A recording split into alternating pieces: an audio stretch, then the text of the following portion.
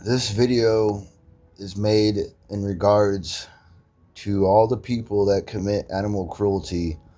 This is a message for the people who face problems all over the world with rising population, and to make a counter argument for all of the things that happen in the world to bring a better light to how to approach the situation, whether it be through being afraid of paying into a donation portal, whether it's a scam or not. You need to do your own diligent research before lobbying or attempting to break this cycle of abuse.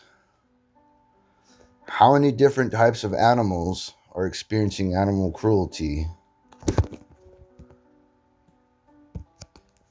Cruelty affects countless species, including domestic pets, dogs and cats being the most reported victims, farm animals, chickens, pigs, cows, etc., wild animals, tigers, elephants, primates in tourism, fur farms or poaching, and animals used in labs, mice, rabbits, monkeys. Are the elites of the world responsible for this animal cruelty, or where does this type of corruption begin? Animal cruelty stems from a combination of individual factors like a lack of empathy and psychological issues, and systemic issues like profit-driven industrial practices in factory farming. While individual abusers exist across all economic boundaries, systemic cruelties often originate from the economic and political power structures that prioritize cheap production over animal welfare, sometimes allowing large-scale abuse to be protected by weak or unenforced laws. The relentless pursuit of profit by powerful corporations and industries is a major driver of animal suffering. Does it require money to stop animal cruelty, or what else would need to be enforced? Money is not enough. Stopping animal cruelty also requires stronger laws and better enforcement, increased education and public awareness, and responsible pet ownership. This involves lobbying for legislation, reporting abuse, fostering compassion, and providing resources for investigators and shelters. Should you be wary of animal cruelty ads popping up on Facebook trying to get you to donate? Yes, be very wary. Scammers often use distressing images of animal cruelty to create fake rescue accounts or charities asking for donations, often via personal payment apps like PayPal or Venmo. Always verify legitimacy. Check the source. Look for an official website, a physical location, and contact information. Verify tax-exempt status in the U.S. via IRS or GuideStar. Look for official donation tools, not just personal links. Reverse image search the dramatic photos to see if they appear elsewhere under a different organization. How much money do you need to have a successful lobbying session for animal cruelty? Successful animal cruelty lobbying is less about a single session's price and more about sustained multi-million-dollar investments over years. Major organizations spend millions of dollars annually on lobbying, but success also depends on public support, political climate, and skilled advocates, not just money. So, if the Humane Society is trying to stop animal cruelty, why are they making such in-depth videos showing the distressing images of animals being put in unfair living quarters? Animal welfare groups, including the Humane Society, often use distressing footage to document cruelty, shock viewers, and drive action. It aims to overcome apathy, raise essential funds, and pressure lawmakers or corporations for change. The images are used as evidence of the problem they are fighting, despite the controversial nature of exposing people to graphic content. Should I assume that the videos I'm seeing on Facebook from the quote-unquote Humane Society are real, and that those animals are already kind of rescued? You should verify the source. While videos from official national organizations like the Humane Society of the United States are generally real and document actual rescues, scammers frequently use stolen or staged footage, sometimes claiming to be a, quote, Humane Society, a common name, to trick people. Always check for an official website matching the Facebook page name, confirmation of the rescue's success or the animal's status in follow-up posts, the organization's tax-exempt status or charity registration. Could you give me some more context, not context, but context, onto how these scammers use stolen or staged footage? That is an important question. Scammers are highly sophisticated and use two main tactics with distressing imagery: stolen content and staged content. Here is a breakdown of how they use this footage to solicit fraudulent donations. 1. Stolen content. Theft. This is the most common method and involves taking real footage from legitimate sources and repurposing it for a fake appeal. The impersonation. Scammers steal graphic photos or videos from official organizations like the Humane Society, local shelters, or reputable rescues, or from news reports about a real-life cruelty case. The bait and switch. They create a new, often recently created Facebook page using a similar-sounding name, local animal rescue, humane friends, etc., and post the stolen content with an urgent plea for help, e.g., need emergency surgery funds today. The payment trap. Instead of linking to a secure, registered nonprofit payment portal, they ask for donations through personal payment accounts, like a PayPal email, Venmo, Cash App, or crypto wallet. These funds are untraceable and go directly to the individual scammer, not an organization. The red flags. The photos/videos appear on multiple pages with different names or locations. A simple reverse image search can often reveal this. The account has few followers/friends or little history of local events, adoption updates, or staff photos. Comments are often limited or turned off so people can't call out the scam. 2. Staged content. Intentional harm. This is a more disturbing but very real trend where the scammer intentionally harms or endangers an animal purely to film the rescue and generate viral content, which they can then monetize through views, shares, and donation links. The scenario setup. The creator puts a vulnerable animal, often a kitten, puppy, or monkey, into a life-threatening or highly distressing situation. Examples include placing them in a deep hole, muddy pit, or under heavy objects, covering them in fake parasites, like ticks or worms, often just beans or seeds, to film a lengthy extraction, putting them near predators, like large snakes or dogs. The filming for drama. The rescuer, the person who staged the cruelty, is conveniently filming the entire heroic intervention, often with dramatic music and close-ups of the animal's distress. They focus more on the drama than immediate, professional care. The monetization. This content is engineered to go viral. The millions of views generated directly earn the creator ad revenue, depending on the platform, and also provides a high empathy story to attach a donation link to, again often asking for funds via personal accounts. The red flags. The scenario seems improbable or too perfect to be accidentally caught on film. E.g., the rescuer is always right on time and the camera is steady. The videos consistently feature the same person as the rescuer in a variety of dramatic, staged scenarios. The video ends immediately after the rescue, with no follow-up on veterinary care or successful adoption/rehabilitation. The safest practice is to always donate directly through the official website of a verified, registered charity, rather than clicking a donation link on a social media post. Would you like tips on how to quickly check if a charity is legitimate before donating? On another side note, will animal cruelty ever stop because of the rising problems of, of feeding people? That is a profound and complex question that connects global ethics, economics, and environmental science. The answer is that the connection between the world's need to feed people and animal cruelty is complicated, and many experts argue that industrial animal agriculture, a major source of cruelty, is actually an inefficient way to feed the rising global population. 1. The inefficiency of industrial farming. Factory farming. The most severe large-scale animal cruelty comes from industrial or factory farming. This system is heavily criticized because it is highly resource-intensive and inefficient. Grain conversion. It takes significant amounts of crops, grain, soy, corn, to feed livestock, often more than a 5-to-1 calorie ratio for beef, to produce a much smaller amount of meat. Much of the world's agricultural land and resources, water, fertilizer, are used to grow food for farmed animals, not for direct human consumption. Wasting resources. Experts suggest that if the crops currently fed to livestock were instead used for direct human consumption, the world could potentially feed billions more people, well beyond the projected population increase. The hunger paradox. The irony is that the high global demand for meat drives intensive farming, which then diverts staple crops away from the areas that need them most, potentially making staple foods more expensive for the global poor. In this context, stopping factory farming cruelty is not at odds with feeding the world. Many argue it is a necessary step toward more sustainable and equitable global food security. 2. Animal cruelty related to poverty and scarcity. While industrial farming is a separate issue, poverty does contribute to other forms of animal suffering, particularly for companion animals. Lack of resources. Families struggling with food insecurity, housing, or medical expenses may struggle to provide adequate care for their pets, food, shelter, vet care, leading to neglect or difficult decisions like surrendering the animal. This is often an issue of neglect due to circumstance, not malice. Overpopulation. The lack of accessible, affordable spay/neuter services in low-income areas leads to pet overpopulation and a large number of stray animals who face disease, starvation, and cruelty on the streets. Conclusion: will animal cruelty ever stop? Probably not entirely, as long as sentient beings exist, but it can be drastically reduced. Large-scale cruelty. Reducing this requires systemic changes in global food production, moving toward more sustainable/plant-based systems or less intensive farming.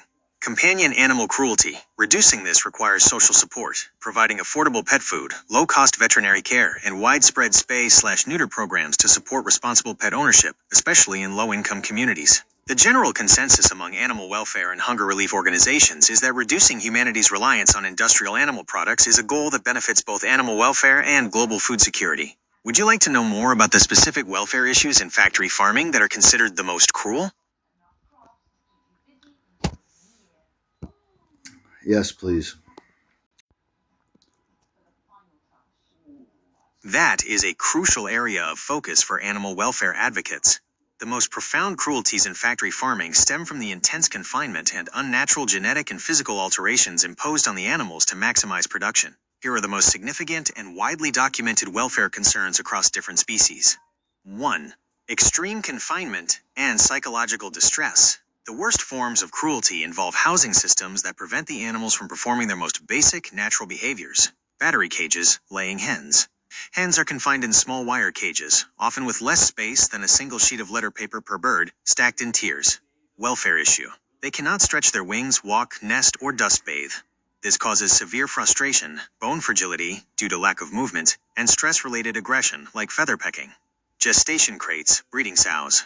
Pregnant mother pigs are kept in metal crates so narrow they cannot turn around, walk, or fully extend their limbs for the entire 16 weeks of their pregnancy. Welfare issue. This leads to severe physical ailments, lameness, muscle weakness, skin sores, and profound psychological distress and boredom, often manifesting as neurotic behaviors like bar biting. Farrowing crates, nursing sows. Sows are moved to similar crates for giving birth and nursing. Welfare issue. The crates prevent the mother from turning to tend to her piglets, but also stop her from crushing them. However, they severely frustrate the sow's strong instinct to build a nest before giving birth. 2. Physical mutilations without anesthesia. Because intense confinement causes stress and aggression, leading animals to injure each other, the industry routinely performs painful physical alterations on young animals to fix the problem, instead of fixing the environment. Tail docking and teeth clipping. Pigs. Piglets often have their sensitive tails cut off and their teeth clipped or ground down, typically without pain relief, to prevent tail biting and fighting caused by boredom in barren, crowded conditions. Beak trimming. Chickens/turkeys. A portion of the bird's sensitive beak is seared off or cut to prevent the aggressive pecking and cannibalism caused by high stress and overcrowding in cages and sheds. Castration. Calves and piglets. Male animals are often castrated without anesthesia to prevent aggression and temper meat flavor. Dehorning/disbudding. Cattle. Calves have their horns or horn buds removed, often using hot irons or chemicals, sometimes without pain relief. 3. Breeding for unnatural growth. Broiler chickens. Animals are selectively bred to grow so fast and large that their bodies cannot keep up. Broiler chickens, meat chickens. These birds are bred to reach market weight in just 5 to 7 weeks, a fraction of their natural lifespan. Welfare issue. Their skeletons and organs cannot support their unnaturally large muscle mass, especially the breast. This causes painful lameness. Many struggle to walk to food and water, chronic heart and lung failure, and metabolic distress. 4. Other significant concerns. Confinement to filth. Animals often live on slatted floors over deep manure pits, or are otherwise forced to live in or near their own excrement, leading to poor air quality, high ammonia, and respiratory illness, skin sores, and disease. Culling of male chicks. Since male chicks of egg-laying breeds cannot lay eggs and do not grow fast enough for meat production, the egg industry routinely kills day-old male chicks, often by maceration, grinding, or suffocation. Rough handling and transport. Animals endure extremely stressful, long-distance transport to slaughter, often without adequate food, water, or protection from temperature extremes, leading to injury and death before they ever reach the facility. These practices are the primary targets of animal welfare legislation and consumer awareness campaigns across the world. Would you like to know about some of the main animal welfare organizations working to change these practices? Yes, and can you please try to address to the public what they need to acknowledge in themselves to better understand these concepts? That is a great way to frame this. True change requires not just external action, organizations and laws, but also internal acknowledgement, public awareness, and self-reflection. Here is a look at the key organizations and, critically, what the public needs to acknowledge to better understand and engage with these issues. Key organizations fighting factory farming. The organizations dedicated to ending factory farming cruelty generally fall into three categories: advocacy/lobbying, investigation/corporate engagement, and direct rescue/sanctuary. Organization type. Examples: core mission, advocacy and legislation. The Humane Society of the United States, HSUS, focuses on legislative change, corporate outreach, and public education across all animal issues. Drives state and federal laws to ban the cruelest confinement systems, e.g., gestation crates, battery cages. Animal Legal Defense Fund, ALDF, uses the legal system, litigation, to protect animals and ensure existing anti-cruelty laws are enforced. Investigation and engagement. Mercy for Animals, MFA, the Humane League, specializes in undercover investigations to expose cruelty and pressures major food corporations to adopt animal welfare standards like cage-free policies. Aims to change the practices of the largest global food corporations and retailers. Compassion in World Farming, CIWF, a global organization campaigning peacefully to end factory farming through lobbying and corporate engagement. A key driver of international policies and industry reform. Direct rescue and education. Farm Sanctuary, Barn Sanctuary, provides a refuge for farm animals rescued from abuse and neglect. They serve as educational centers, showing the public that farm animals are individuals deserving of compassion. Food system change. The Good Food Institute, GFI, not an animal welfare group in the traditional sense, but focuses on promoting and advancing alternative proteins, plant-based and cultivated meat. Aims to make non-animal products competitive to fundamentally shift the global food supply chain. What the public needs to acknowledge. Understanding animal cruelty, especially in the food system, requires individuals to confront a few common psychological barriers and acknowledgements. 1. The acknowledgement of cognitive dissonance. This is the most crucial mental hurdle. Cognitive dissonance occurs when a person holds two conflicting beliefs or values, which causes mental stress.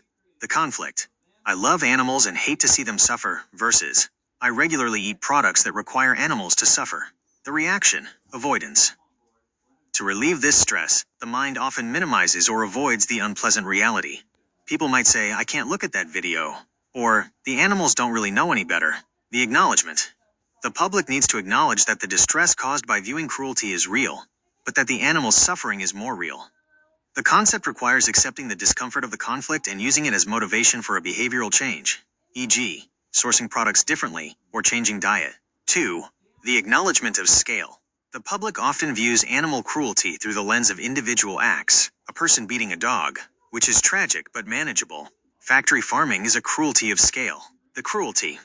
The system is cruel not because of a few bad employees, but because the standard practices themselves are abusive: confinement, mutilation, growth rates. The acknowledgement. It must be accepted that one cannot ethically separate the product, meat, eggs, dairy, from the process, the factory farm system, unless the product is certified high welfare. The system is designed for maximum efficiency and profit, which inherently overrides the welfare of billions of sentient beings. 3. The acknowledgement of personal power. People often feel overwhelmed by the scale of the problem and resort to feeling powerless. The action. The system is shaped by large corporations and government subsidies, but it is ultimately driven by consumer demand. The acknowledgement. Every single choice to buy certified high welfare products, to reduce meat consumption, to donate to effective advocacy organizations, or to vote for welfare legislation is a vote for or against the status quo. Collective small actions have the power to shift markets and policy. If the public can pass the emotional hurdle of cognitive dissonance, understand the scale of institutional cruelty, and embrace their personal power as consumers and citizens, the work of these organizations becomes far more effective. Would you? So I want to just keep it there, keep it really short and simple for the people. If you end up seeing this video and you know of where animal cruelty exists, you need to do your part in reporting this crime.